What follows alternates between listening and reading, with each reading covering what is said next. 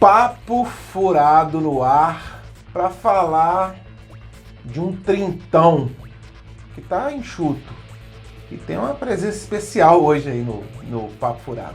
Roda a vinheta. Papo Furado no ar, gente. Muito obrigado a você que me acompanha e para você que talvez esteja me vendo pela primeira vez. Eu não vou perder essa oportunidade de pedir o favor de quem puder aí, ó, se inscrever no canal, apertar o sininho, que quando eu fizer uma postagem nova, isso te garante receber uma notificação. E eu faço também algumas adaptações pequenas e transformo esses vídeos em podcast e jogo nos streamings, né? O mais famoso de todos que eu faço aqui, a propaganda que eu chamo vocês para se inscrever no Spotify, Eduardo Dutra Maia. Ok? Obrigado. Então, vamos lá. Rapidinho, que hoje o programa está com um timaço aí de convidados especiais. Eu vou falar dos 30 anos que completará agora em setembro de 2021 do terceiro, né? Do terceiro e quarto disco do Guns N' Roses, o Use Your Illusions 1 e 2. Né? O Guns N' Roses já havia lançado em 1987 o Appetite for Destruction, que eu considero o melhor disco de estreia da história do rock. Eu acho que nenhuma outra banda estreou de forma tão avassaladora quanto o Guns N' Roses em 1987 com esse primeiro disco deles. No ano seguinte eles lançaram um EP, que o lado A, na época do vinil, era um registro ao vivo que eles fizeram em 1986, quando eles ainda eram uma banda desconhecida. E no lado B, eles lançaram 4 músicas acústicas sensacionais, né? Eu acho que nenhum ser humano aí nunca escutou a Patience, não é possível, né? A musiquinha lá do assovio, que é uma música sensacional, que ganhou videoclipe, que invadiu o mundo. Ficou a expectativa que o Guns N' Roses já havia se tornado essa banda gigante com apenas um disco e meio, e em 91 eles lançam esses 2 discos aqui, que foi uma coisa bem inusitada, inédita para a indústria fonográfica, que eles lançaram os 2 discos juntos no mesmo dia, né? Isso foi na época um furor, porque eles acabaram dobrando o número de vendagens, de posições nas paradas, que isso era muito importante à época, né? O Metallica tentou fazer isso em 1996, mas ali eles recuaram, eles lançaram o Load em 96 e o Reload em 97. Eles quiseram copiar o Guns N' Roses, mas eles não tiveram essa moral. Eu acho que fica só o Guns N' Roses que fez esse mega lançamento, né? E o disco é muito bom, ele foi ali impulsionado na MTV com vários videoclipes, né? Antes deles terem lançado o disco, o clipe da You Could Be Mine teve a participação do Arnold Schwarzenegger, que foi trilha sonora do Exterminador do Futuro. Olha só, eu vou chamar os meus amigos que compartilharam desse lançamento comigo em 1991. A gente escutou o disco junto e a gente hoje quer fazer esse revival, né? 30 anos depois. O que eles acham do disco? O que eles acham que poderia ter melhorado? Esse disco é tão bom assim, ele foi tão impactante, né, nas nossas vidas. Vamos lá? Eu vou chamar primeiro o meu grande amigo, o Bruno. Eu cito ele muito aqui no canal, quando a gente fala que eu fui no show com o Bruno. Para quem não conhece, para quem é fora de Juiz de Fora, o Bruno foi prefeito aqui da cidade por 2 vezes, ele já foi deputado, foi vereador, é uma pessoa muito conhecida e conceituada aqui em Juiz de Fora, em Minas Gerais, que eu tenho a honra e prazer de ser amigo dele. Beleza? Ô Bruno, começa você aí, dá o pontapé inicial, né, desse debate que a gente está fazendo do Use Your Illusions. Ô Bruno, obrigado, cara. Obrigado aí pela moral que você tá dando aqui pro canal, cara. Obrigado mesmo, prazer revê-lo. Ok, Dudu, prazer estar com você aí pra gente pegar e conversar um pouco aí, né? Bater um papo furado aí. Aqui, ô Bruno, lá nos anos 80, né, quando a gente jogava bola, quando a gente começou a ouvir rock junto, e lá na nossa roda de amigos, você era o que mais gostava do Guns N' Roses, né? Como é que foi que você... Eu lembro, mas eu vou deixar você falar. Quando que você conheceu a banda e tomou gosto por ela? Ô Dudu, a nossa turma lá que a gente fala da rua, né? Que a gente jogava bola na rua, encontrava periodicamente. Eu era um pouco mais novo, né? Do que a maioria do pessoal, inclusive você. Mas todo mundo começou a gostar de rock no Rock in Rio 1, né? Em 1985. Eu demorei até um pouquinho mais para comprar, né, o vinil do Iron Maiden, Somewhere in Time. E eu posso dizer que eu dividi um pouquinho aí a questão da música nossa lá em heavy metal, né, o Iron Maiden, várias outras bandas, o thrash que tinha o Metallica, que também a gente gostava muito. E aí tinha, né, muito forte nos Estados Unidos o hard rock, que a gente gostava de algumas bandas, mas não tanto quanto essas outras que eu acabei de dizer, né, e essas tendências. Mas em 1989, a extinta rede Manchete, ela tinha um show nos finais de semana, sempre tinha um programa que tinha um show que aparecia, e aí foi a primeira vez que eu vi e escutei um show na rede Manchete do Guns N' Roses, um show em Nova York, que era em referência ao disco Appetite for Destruction, que foi um grande sucesso, né, nos Estados Unidos, uma banda da Califórnia, e foi um grande sucesso. Então foi a partir daí, eu comprei, evidentemente, o CD, o disco vinil primeiro, e depois o CD do Appetite for Destruction, e depois, né, o vinil e também o CD do disco que tinha Patience, né, que tinha diversas músicas acústicas, até, né, chegar no Rock in Rio 2, quando nós fomos juntos e vimos no dia 20 e 23 de janeiro, né, de 1991, os shows no Maracanã do Guns N' Roses, que fechou, né, ele fechou os dois shows, né, no dia 20 e 23 de janeiro de 1991. Eu lembro que a primeira vez que eu coloquei a mão num compact disc foi o Appetite for Destruction que você comprou. E eu lembro que eu gravei em cassete e eu fiquei, caramba, agora eu tenho uma gravação de um disco laser. Então, quando você comprou aquilo, foi um ineditismo danado ali pra gente, né?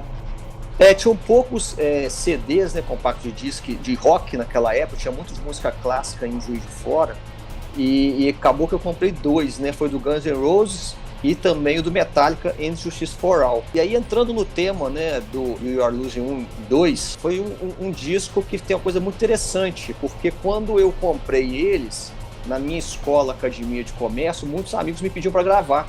E eu gravava muito do CD para os amigos em fitas cassetes, evidentemente, de 60 minutos, uma parte, né, as músicas que eu mais gostava, dos dois CDs. Aqui, deixa eu só dar uma retrocedida, você tocou uma lembrança muito bacana pra gente, que foram os shows que o Guns N' Roses deu no Rock in Rio 2, né? Rock in Rio 2 em 1991. E a gente foi nos 2 dias, né? Foi num domingo e numa quarta-feira. E fala um pouco, eu lembro que você estava muito eufórico, né? Com muita expectativa, né? De ver o Guns N' Roses, que estava lá no auge. E eu lembro que logo ali na primeira música, eu lembro que você deu uma comentada comigo assim, poxa, que música é essa? A gente ficou sem entender que música é essa, né? Porque tiveram várias músicas inéditas, né, que nós não conhecíamos, porque o CD não tinha sido lançado ainda. Ele veio a ser lançado no dia 17 de setembro de 1991, quer dizer, o show nós vimos em janeiro e o lançamento dos CDs foi em setembro, lançamento inclusive mundial. Então, muitas das músicas nós não conhecíamos, né, da primeira apresentação no dia 20, né, de janeiro. E eu deixei gravando o show, quer dizer, no dia 23 eu já conhecia a maioria das músicas, eu tinha visto o show não só ao vivo, mas revi, né, era férias, janeiro, né, revi o show algumas vezes, então eu já conhecia algumas músicas. Mas várias músicas foram dos CDs que foram lançados, né, e o Your Illusion 1 e 2, e a Pretty Tied Up foi a que abriu o show, né, foi a música que abriu o show. Tiveram algumas músicas que estavam no CD que já eram conhecidas, né, a Civil War era uma música que eu já tinha comprado um LP daquele filme Dias de Trovão, com o Tom Cruise e a Nicole Kidman. Então já tinha aquela música e já tinha escutado ela. E também as músicas que ele gravou, né, de outros artistas, como a Live Let Die, do Paul McCartney e a Linda McCartney, que inclusive é uma música de um filme do 007, né, da década de 70, e também a Knock on Heaven's Door, né, do Bob Dylan, que também ele tocou. Nós já conhecíamos essas músicas, mas não conhecíamos tanto quanto depois, né, pelo Guns N' Roses. Segura um pouquinho aí, Bruno. Daqui a pouco tem mais Bruno. Beleza? Então, vou chamar agora o meu amigo Wilson, que também estava com a gente em 1991. Ele foi na primeira noite, no domingo, que foi o Guns N' Roses que fechou. Teve o Billy Idol e o Faith No More. O Wilson estava com a gente lá no Rock in Rio e ele vai discorrer um pouco sobre esse disco icônico do Guns N' Roses. Fala aí, Wilson. Agora, no próximo mês de setembro de 2021, completará 30 anos de lançamento dos álbuns Use Your Illusion 1 e 2 do Guns N' Roses. São 30 músicas no total, divididas entre esses dois álbuns. E como são muitas músicas, tem músicas para todos os gostos. Tem músicas mais rápidas e pesadas, como a You Could Be Mine, Right Next Door to Hell. Tem as famosas baladas Don't You Cry, November Rain. Tem músicas de longa duração, de quase 10 minutos, um pouco mais de 10 minutos, como a Coma, como a Stranger. Tem covers, Live and Let Die e Knocking on Heaven's Door. Tem músicas cantadas pelo Duff McKagan, pelo Izzy Stradlin. Ou seja, como eu disse no começo, música para todos os gostos. E na minha opinião, esse excesso de música, essas músicas muito diversificadas, faz com que o álbum perca um pouco o sentido. A gente não consegue muito entender o que eles estavam querendo passar nesse álbum. Na minha opinião, perdeu-se a essência do Guns N' Roses, o que é o verdadeiro Guns N' Roses. Então, eu acharia mais interessante como fã que se a banda, ao invés de ter feito esses dois álbuns, ela fizesse apenas um álbum com 13, 14 músicas. Acho que seria mais interessante, seria mais fácil a compreensão do álbum e não perderia a essência da banda, o que ela vinha demonstrando ao longo do tempo. E um pequeno detalhe a ser colocado no que eu estou dizendo é que esses são os primeiros álbuns sem a participação de um membro original da banda, sem o baterista original Steven Adler, que em virtude do vício na heroína não conseguiu mais tocar no nível desejado pelos outros integrantes e foi demitido da banda. É isso aí, muito obrigado, valeu pelo convite, grande abraço. Boa, Wilson, boa, amigão. Bacana mesmo. Agora eu vou chamar o professor, nosso amigo professor Fernando Célio, o nosso querido Mandioca, que ele também bateu esse papo comigo via streaming. Vamos lá? Vamos conferir. É um prazer, Dudu. Estamos aí para isso, né? Para ajudar o papo forado, né? Obrigado. Aqui, então vamos lá. Sem enrolar. Ô Fernando, o Guns N' Roses lançou, né, em 1991, vai fazer 30 anos agora, no mês de setembro, esses dois discos aqui, o Use Your Illusions 1 e o 2. A pergunta que eu te faço de forma direta: esses dois CDs, eles se tornaram marcantes da história do rock. Você acha que foi de forma justa? Marcante seria se ele fosse um CD simples, né? Mas eu acho que foram CDs muito bons, né? E a minha avaliação é o seguinte, que eles mudaram um pouco o estilo de música em relação ao Apetite, porque eles perceberam, né? O Axl Rose, o Slash, perceberam que com a balada Petience, que foi tema de uma novela, E Rei Sou Eu, eles viram que eles fizeram também muito sucesso com baladas. Lembrando que o Apetite, na minha opinião, ele não tem balada, ele é puro rock. Então, a partir da Petiense, eles resolveram mudar um pouco o estilo, né? Misturando baladas com músicas de hard rock com qualidade. Mas os dois CDs também tiveram algumas músicas de hard rock muito boas, principalmente aquela que foi tema do Exterminador do Futuro, que é um hard rock sensacional, né? Apenas um CD seria o ideal. E a minha avaliação seria outra. Eu iria avaliar como ótimo, em vez de muito bom. A importância desses dois CDs, primeiro, é porque eles vieram no Rock in Rio e fizeram muito sucesso.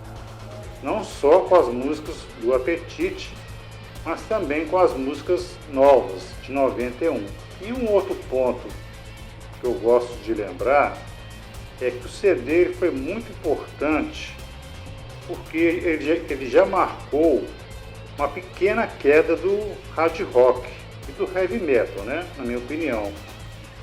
E o Guns teve o mérito, né, de bater de frente com o Nirvana, que na época era a banda do momento. E, na minha opinião, o Guns equilibrou as forças com o Nirvana, o que era muito difícil na época. Então, esse CD também tem essa importância. Beleza, cara. Muito obrigado, cara. Eu não tinha dúvida que o seu depoimento aqui, né, nesse debate que a gente está fazendo ia ser extremamente enriquecedor. Tá bom, Legal? Muito obrigado. Tá, pode contar comigo, Dudu, né? Estou aqui para apoiar o Papo Furado, né? Da qual eu faço parte, o grupo, né? O Lafalso, o Wilson. Estamos aqui para ajudar um ao outro, né? Bom, tá vendo? Que massa, né?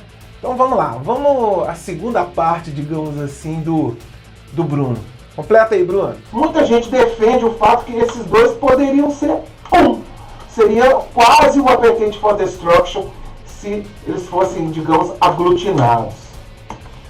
Assim, eu particularmente, se você for falar que vai fazer um só dos dois, provavelmente ou ele vai ficar, um vai ficar muito bom e o outro vai ficar mais ou menos, né? Porque, assim, tem músicas excelentes na minha visão nos dois discos, mas tem algumas músicas que eu não gosto tanto como outras.